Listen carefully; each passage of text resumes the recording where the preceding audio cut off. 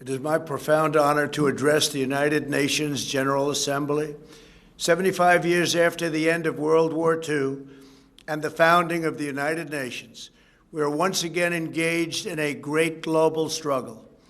We have waged a fierce battle against the invisible enemy, the China virus, which has claimed countless lives in 188 countries. In the United States, we launched the most aggressive mobilization since the Second World War. We rapidly produced a record supply of ventilators, creating a surplus that allowed us to share them with friends and partners all around the globe. We pioneered life-saving treatments, reducing our fatality rate 85% since April. Thanks to our efforts, 3 vaccines are in the final stage of clinical trials. We are mass producing them in advance so they can be delivered immediately upon arrival. We will distribute a vaccine. We will defeat the virus. We will end the pandemic. And we will enter a new era of unprecedented prosperity, cooperation, and peace. As we pursue this bright future, we must hold accountable the nation which unleashed this plague onto the world, China. In the earliest days of the virus, China locked down travel domestically while allowing flights to leave China and infect the world. China condemned my travel ban on their country, even as they canceled domestic flights and locked citizens in their homes. The Chinese government and the World Health Organization, which is virtually controlled by China, falsely declared that there was no evidence of human-to-human transmission. Later, they falsely said people without symptoms would not spread the disease. The United Nations must hold China accountable for their actions. In addition, every year, China dumps millions and millions of tons of plastic and trash into the oceans, overfishes other countries' waters, destroys vast swaths of coral reef, and emits more toxic mercury into the atmosphere than any country anywhere in the world. China's carbon emissions are nearly twice what the U.S. has, and it's rising fast. By contrast, after I withdrew from the one-sided Paris Climate Accord, last year America reduced its carbon emissions by more than any country in the agreement. Those who attack America's exceptional environmental record while ignoring China's rampant pollution are not interested in the environment. They only want to punish America, and I will not stand for it. If the United Nations is to be an effective organization, it must focus on the real problems of the world. This includes terrorism, the oppression of women, forced labor, drug trafficking, human and sex trafficking, religious persecution, and the ethnic cleansing of religious minorities.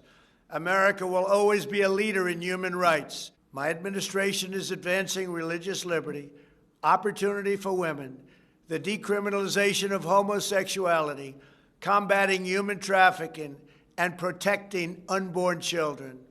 We also know that American prosperity is the bedrock of freedom and security all over the world. In 3 short years, we built the greatest economy in history, and we are quickly doing it again. Our military has increased substantially in size. We spent $2.5 trillion over the last 4 years on our military. We have the most powerful military anywhere in the world, and it's not even close. We stood up to decades of China's trade abuses. We revitalized the NATO alliance, where other countries are now paying a much more fair share. We forged historic partnerships with Mexico, Guatemala, Honduras, and El Salvador to stop human smuggling. We are standing with the people of Cuba, Nicaragua, and Venezuela in their righteous struggle for freedom. We withdrew from the terrible Iran nuclear deal and imposed crippling sanctions on the world's leading state sponsor of terror. We obliterated the ISIS caliphate 100%, killed its founder and leader, al-Baghdadi, and eliminated the world's top terrorist, Qasem Soleimani. This month, we achieved a peace deal between Serbia and Kosovo.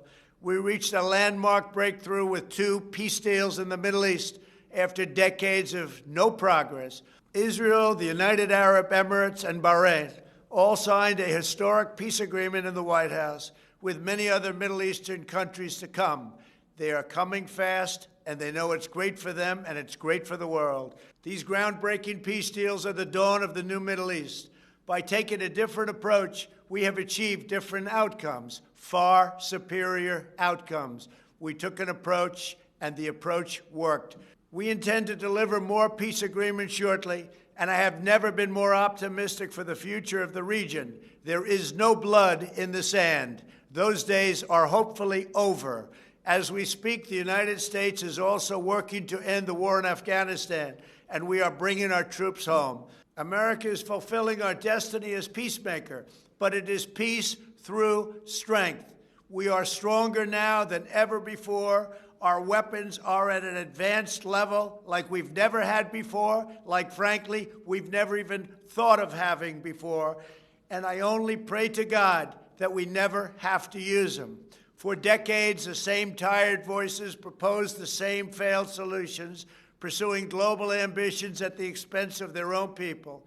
But only when you take care of your own citizens will you find a true basis for cooperation.